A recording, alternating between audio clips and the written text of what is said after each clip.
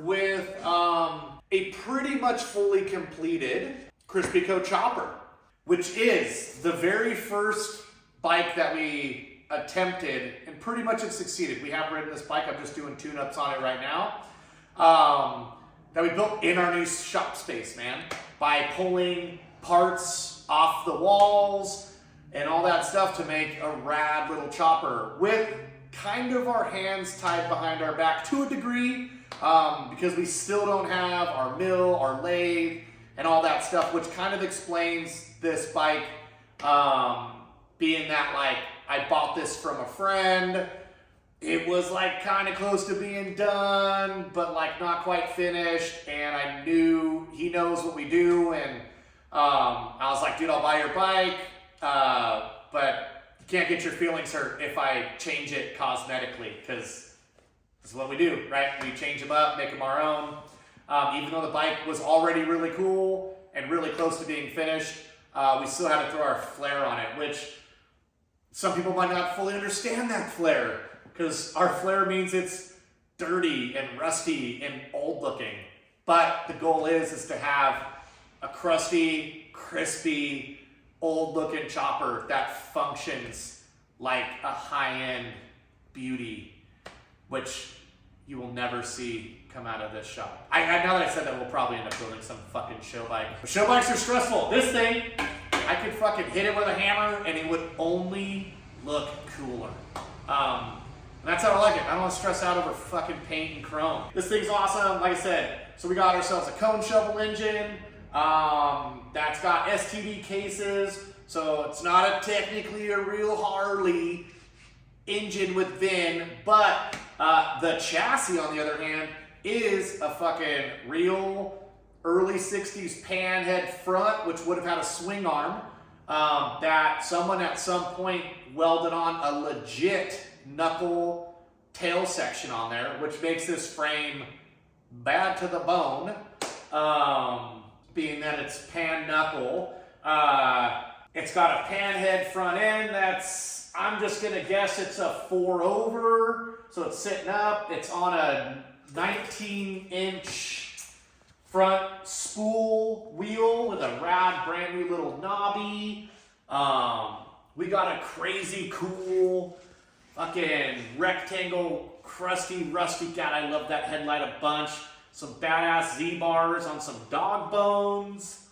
Then we take it back, we got a legit real made in England Wassel gas tank that most likely has the original black that they came with. It's just been beat up through boxes, God only knows. We had to do a little bit of custom mounting on that, which worked out really good because we just needed to make some little tabs and weld it, and that was the first fabrication we did in the building. It's got a really nice ratchet top transmission with a foot clutch hand shift, so tough guy build. Probably an aftermarket horseshoe tank, but still cool enough. The homie that I bought the bike from made the exhaust, did a really good job, did himself some TIG welding. The exhaust looks cool, kind of like the high stuff. I won't stake claim on that exhaust. I'm not a fan of claiming on shit that I didn't do. Anyways, as we go further back the bike, we got ourselves just perfectly distressed butt seat. Good God almighty, do I love butt seats.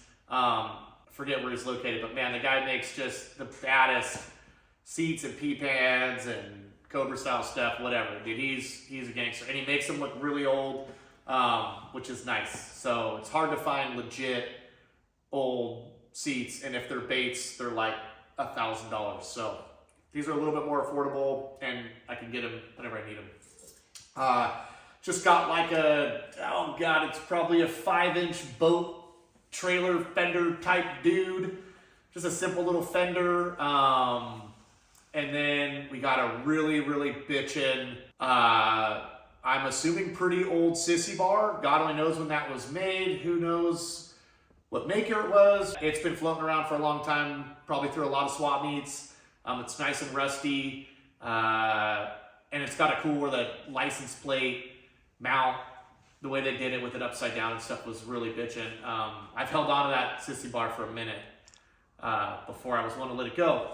Also, it's got a mechanical rear brake, which is something you do not see with a lot of cone shovels. They didn't come with mechanical brakes, but being that this has that knuckle rear section, it's got the mechanical brake, which was left on there. And also, the bike has a tin primary setup that's made for, well, at least the inner tin primary that's made for cone shovels. And then the outer primary, and it's nice and rusty and crispy, which looks really good. I will forewarn you, if you're building a cone shovel and you want to use one of those tin primary setups, they super suck and they need a ton of work to make them fit correctly. But it's worth it once you get through whatever the bullshit you gotta get through. I just don't understand why they made them and they just like don't fit. But you can make them work. Some shit might rub, make some cool extra funky sounds out of your bike, but they're bitchin'. S&S carburetor, super simple. That's about it. It's a chopper, baby, that we halfway built, but it was our first one in the shop, and I'm stoked on it. I think it came out great. Yeah, that's about it. I don't know what else this bike has that needs to be explained.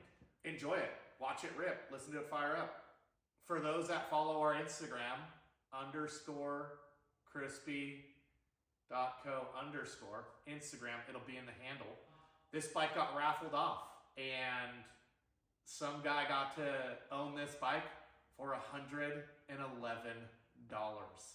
So, if you're watching this, I would watch and keep a close eye on us on Instagram, because we give away bad-ass choppers for a super duper cheap.